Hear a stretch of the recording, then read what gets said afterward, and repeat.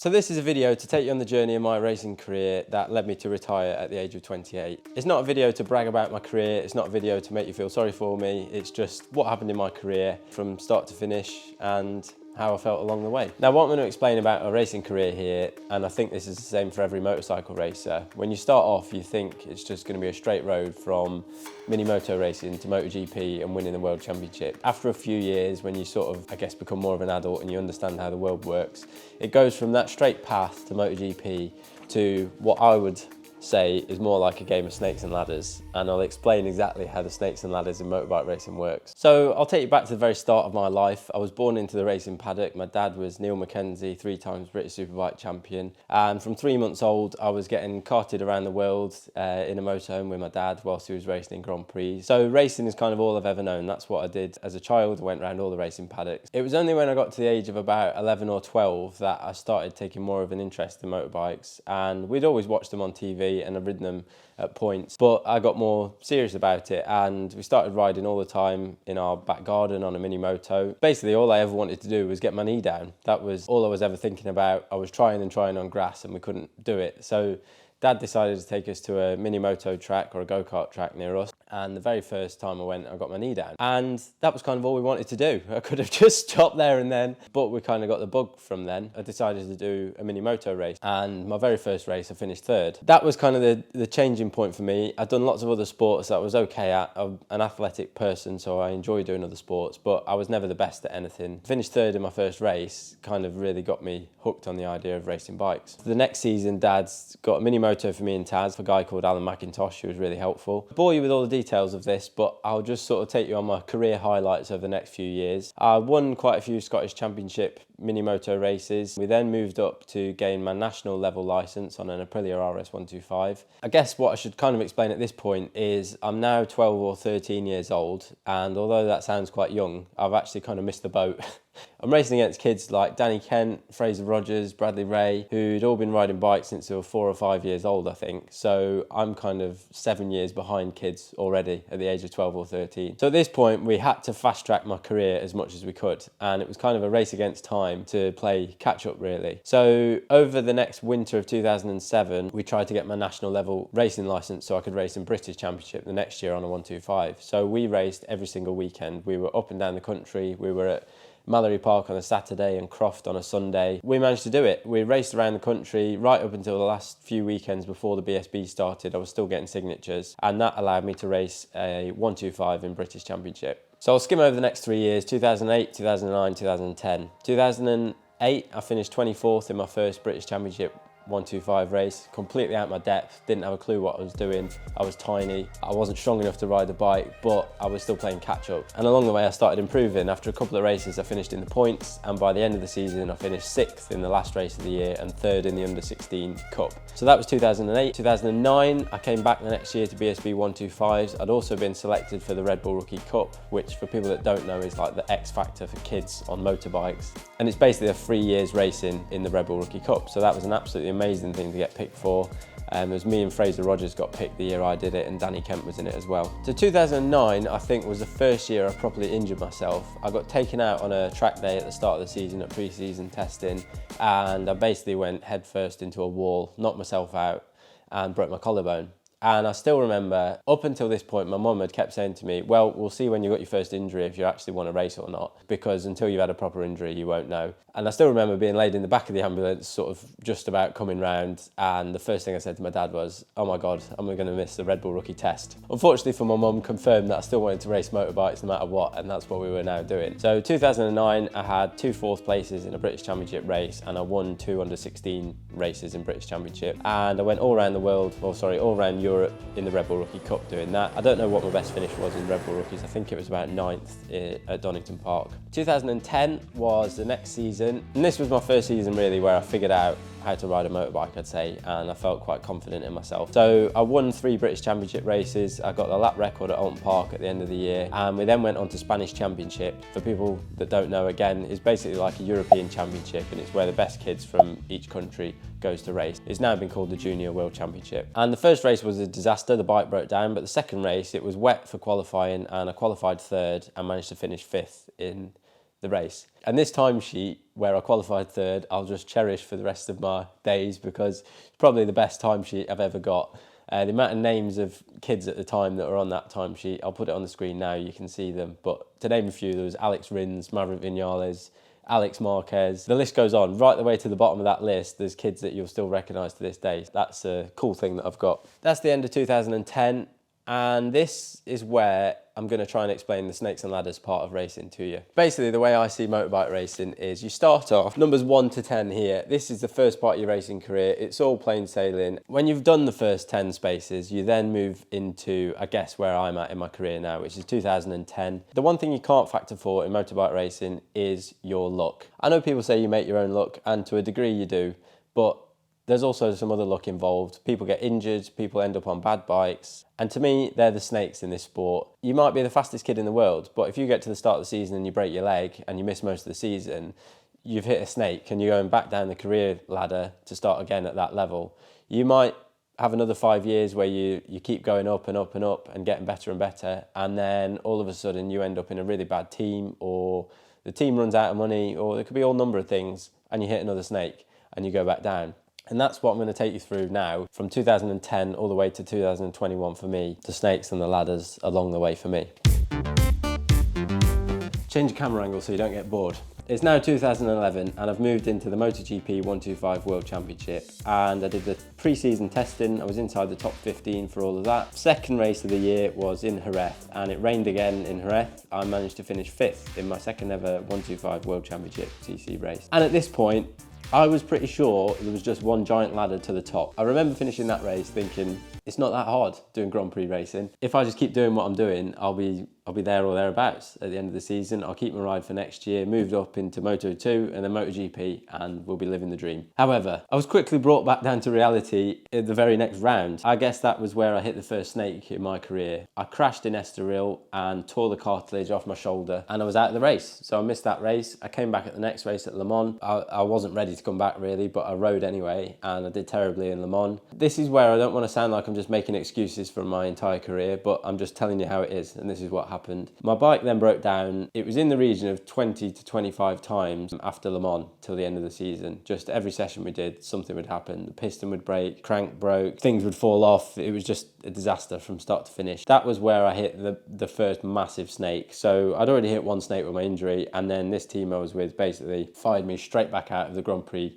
paddock. Hadn't really proved myself over the year, had some terrible results after that. Yeah, it was just one big long nightmare for me. No one wanted to know me, so I was straight back out the door. It's a vicious paddock, but that's the way it is. And I was back in British Supersport in 2012. I'll happily admit I was not good enough to ride the bike I was riding. I rode the Martrain Supersport bike. I was just too young and inexperienced to make the best of that bike, which is a real shame, because I don't know where I finished in my first race, but it was similar to my first year in 125s. By the end of the season, I finished 6th in the last race of the year. So I'd say that season, I didn't really hit a snake or a ladder. I just rolled the dice one more time and moved along the board. 2013 and 14, I rode for Taiko Suzuki on the GSXR 600. And although it was a good bike, it probably wasn't the best bike to be on. I remember riding it at the first test thinking this thing is not very fast at all. I never forget the amount of people that said, oh, it's just character building, it's character building. And I remember thinking, I've had enough of character building. I've been doing this for 2 years of riding this bike. I just want to win races. It was a frustrating part of my career because I felt like I was riding better, but I just wasn't able to get the results. I don't think that bike was capable of much more than what I was doing on it at the time. I felt like I was riding well, but there's only so much you can do. However, I got to the end of 2014, and with 2 races to go, I finished 2nd at Silverstone, and yeah, I was absolutely made up. I tried for 2 years to get a podium, well, 3 years, including 2012, and finally got a podium in British Supersport. By this point, I was feeling like I was ready to ride a superbike. It was the next stage in my career, but at the same time, as I'd only finished 2nd once in British Supersport, it doesn't really put you in the best position to try and get on a good bike for the next year. 2015, I don't even want to talk about that year. All you need to know is in the middle of the year, the bike burst into flames and I jumped off the back of it, and that is enough to tell you all about 2015. We'll move on. 2015 looked like that purple snake there. Okay, that's all you need to know. I got to the end of that season. I'd now done 2012, 13, 14, 15, trying, and the things the public don't get to see, behind the scenes, I'd been I think one year I emailed about 500 companies on Facebook trying to get sponsorship in. I was still paying for rides at this point. So I'd now had 5 years bashing away at this, trying to make it my career, and I wasn't really getting anywhere. No matter what I seemed to do, I just couldn't make any headway. I felt like I'd make a little bit of progress, maybe climb up the ladder a little bit, and then the next thing I'd hit a snake and find myself back down it. I guess this was the beginning of racing feeling tough for me. I mean, it wasn't like I just had 6 months of it being tough. This was 5 years non-stop of me trying my absolute hardest, and I'd had 1 podium in 5 years. So for someone like me that I spent all my years winning when I was a kid to this, it was kind of, yeah, I didn't understand it. I didn't know what else to do. So 2015, we got to the end of the season and I basically said to Dad, that's it. I just want 1 year on a bike that I know is capable of winning so I can prove to myself whether I'm good enough to do this or not. I don't care what class it's in, let's just do that. If I'm not good enough, then fine, I'll stop and we'll just go do something else. But I want to prove to myself that I can do this because I'm sure I can if I'm given the right bike. The winter of 2015, 2016, I trained harder than I'd ever trained before. I was giving it absolutely everything. This was it. This was make or break for me. If it didn't work, that was fine, but I knew deep down that I would make it work. So 2016, I won 7 races. I broke a lap record. I eventually won the championship at the end of the season. It was the most amazing year of my life. Winning that championship was still probably the best thing that's ever happened to me and something that I'll remember forever. And did enough to prove myself that I was good enough to ride a superbike the next year. So at that point, I think I've hit a pretty big ladder and I've legged myself back up the board. And I've now joined the Suzuki team, the Bill-based team moved over to Suzuki's, and I'm riding a factory Suzuki alongside Sylvain Guintoli in British Superbikes. And unfortunately for this year, there was a few snakes along the way. The first being that although the Suzuki turned out to be a great bike in the end, at the start of the season it was a brand new bike and we had problems with it. Sylvain Guintoli is a World Superbike champion, and by the time we got to Knock Hill, I'd finished 5th, and that was a better result than Sylvain had had on it. So I feel like I'd done myself proud at that point. I then had a few tough rounds after that and I didn't do that much. At the end of the season, we basically got a big upgrade from Suzuki with the electronics and it transformed the bike. However, the round before that was Silverstone and I high-sided on the first lap of the race and broke my foot.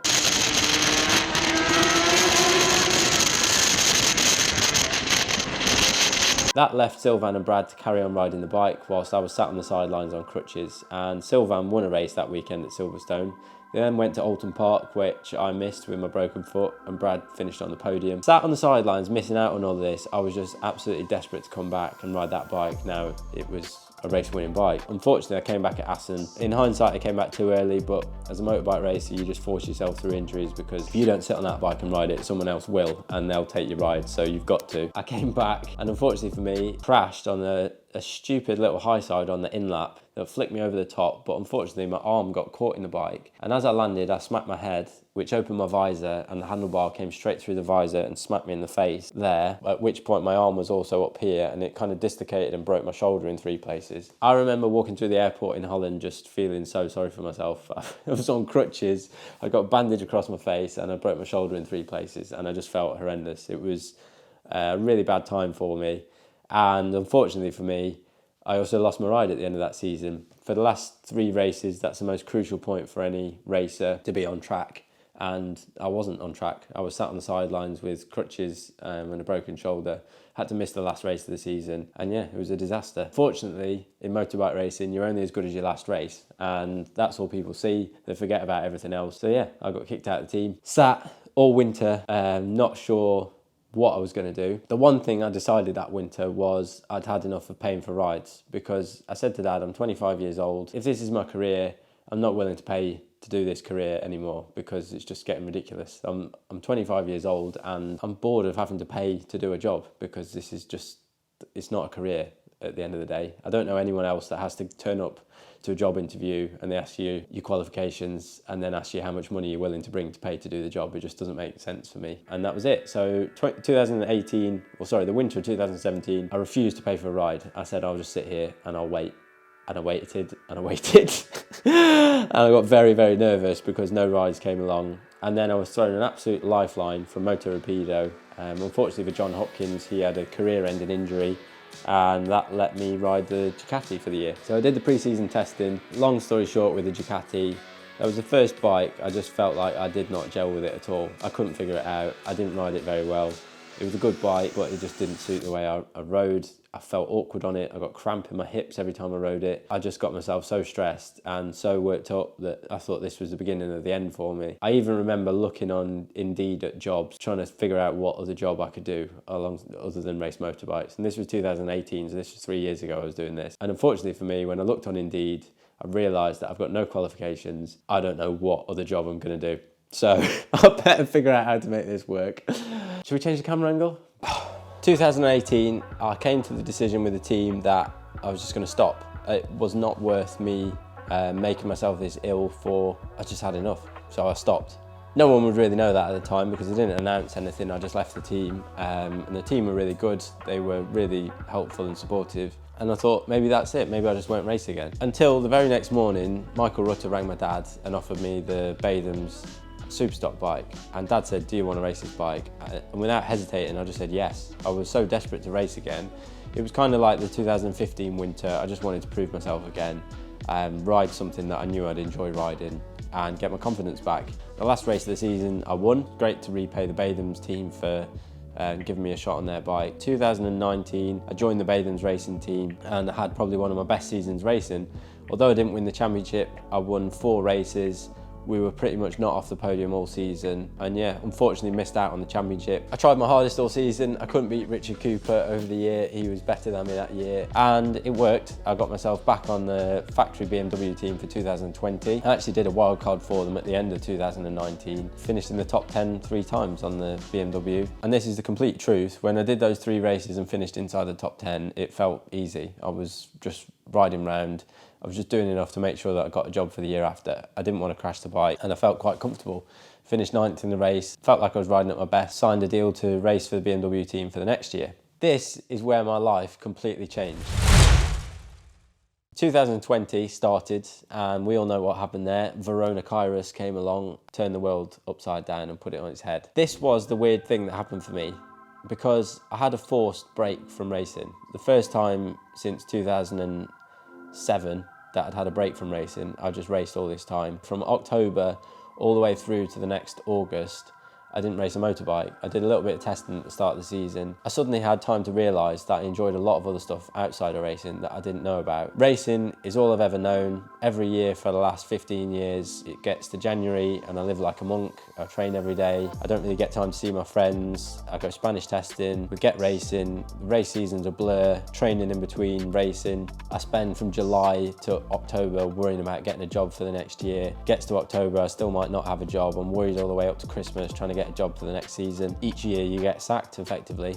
No matter how good you are, your ride's still up for grabs. There's always someone better than you. There's always someone with more money than you willing to come along and take it. I just had this worry and stress for 15 years that I didn't really know about. Some people will know that I'd also had quite a lot of stomach problems along the way, to the point on race weekends I can hardly eat any food. There's only certain foods I can eat. If I don't eat those foods, it completely upsets my stomach. For the first time in 6 years, my stomach problems completely went away, and I realised that it was all to do with the stress of racing that was causing these stomach problems. I also began to feel a lot happier in myself. I started enjoying so many other things like mountain biking, seeing my friends, riding motorbikes for fun, having fun in the back garden with Taz and Dad, and I realised that my life wasn't all about racing. There was more to it. I'd never had the opportunity to have a proper break from racing to sort of get my head around that. But what then happened next was I hit another massive snake. At this point, I still wasn't thinking about stopping racing because I'd got to this point and my brain was kind of saying, well, you've come this far, you may as well stick it out now, no matter how ill it makes you. So I was going to stick it out. And I did that winter's training in 2020, and I'd say that was the fittest I'd been at that point. We went to Spain riding motocross bikes and flat track bikes, and I felt like I was riding at my best. Until the worst thing ever that happened to me was we were practicing in the back garden, and basically I just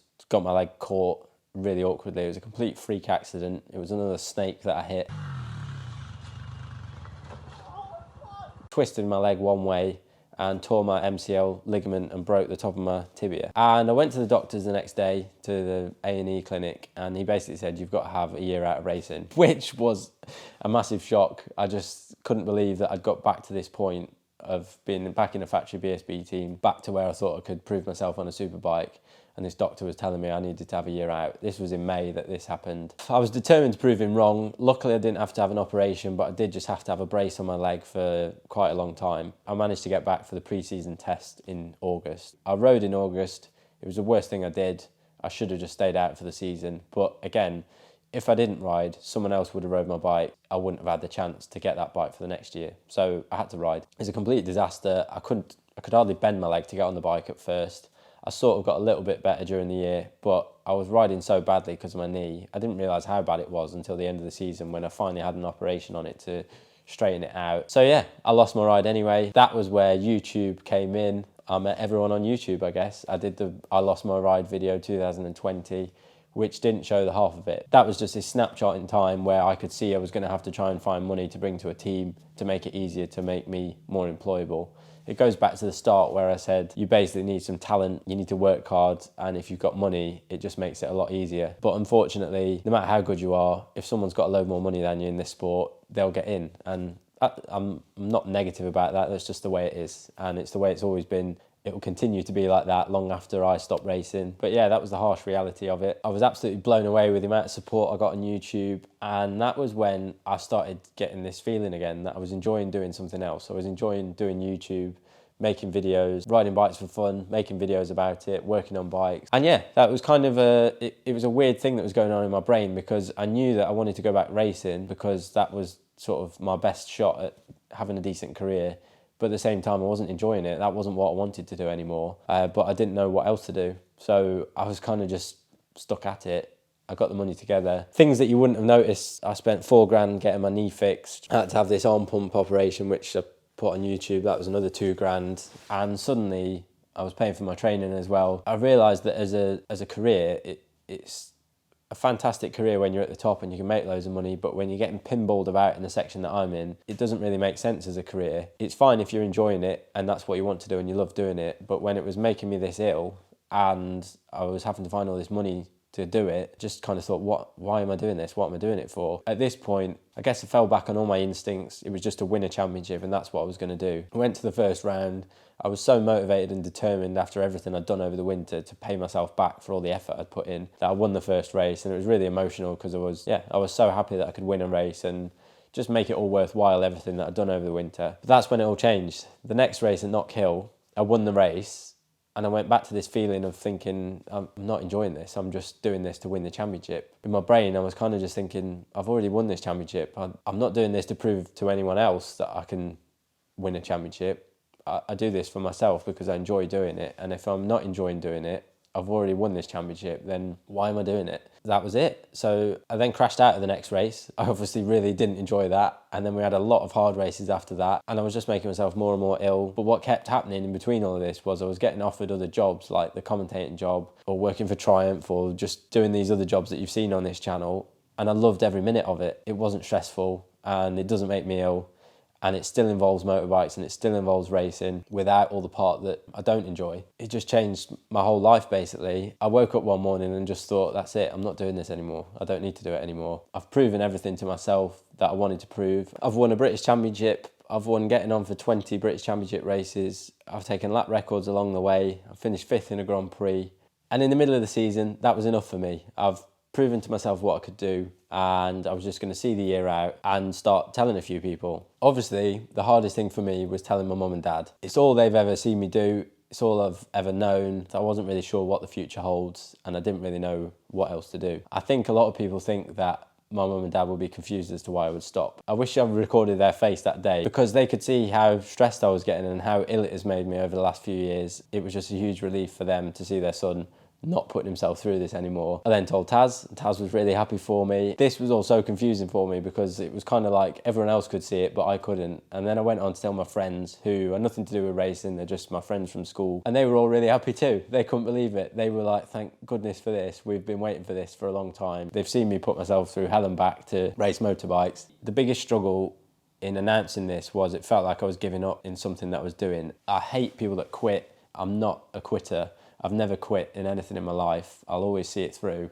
And that was the biggest thing to try and get my head around, was I felt like I was quitting. And one of my friends said to me, he didn't see it as quitting. He saw this just as I've spent 10 years gaining lots of contacts, meeting lots of new people, building these channels, building my profile, and this was just the beginning. It was the next chapter of my life. I've built all of this up now, so I can now go on and do other things within the racing world. It felt better for me seeing it like that. And so I then went on to tell the team that's what I was thinking about doing. I was going to wait till the end of the season, tell all of my sponsors, and then let everyone know that was what I was going to do next season. And then just the most bizarre thing ever happened. If you've watched last week's video, I started a race 31st and I finished first. It was just the icing on the cake for me, just to show everyone one last time what I can do on my day, win another British Championship race. I said it in last week's video, but I woke up the next morning still more than happy with my decision to retire. Really looking forward to the future now. I've absolutely no idea what it holds, but there's been lots of other jobs along the way that I've enjoyed doing this season. Another thing I've really enjoyed doing is this YouTube channel. So I'm really looking forward to having more time now to put into this channel, to stop playing snakes and ladders and just go live life doing other things for a bit. It's not an overnight decision. I haven't just had 2 bad races and thought, that's it, I've had enough. I'm hoping now I've explained this properly, that you can see from 2011 to 2021, it's been quite hard for me. It's not me wanting you to feel sorry for me, it's just that was the journey I've been on. It might not have been hard for other people, but for me it was. That's what I've done for 10 years. So it's been a decision I've made over 10 years, not over 2 days, and that's why it's quite an easy decision for me. It was hard for me to come out with it and say it, but now I've said it, it just feels like the best thing ever. I'm so grateful for what racing's done for me over the years. It's given me an amazing life. I've managed to travel the world, meet some amazing people, and now I'm more excited than ever to just see where this journey takes me. I'm going to carry on doing these YouTube videos, which I'm really excited about. I'm going to have so much more time to film, edit and plan these, as well as doing all the other little jobs that I do in between. That's my journey. I hope you've enjoyed listening to this. Thank you for sticking around if you're still here. And yeah, subscribe to the channel because I have no idea where this journey is going to take me next, and I'll see you in the next one.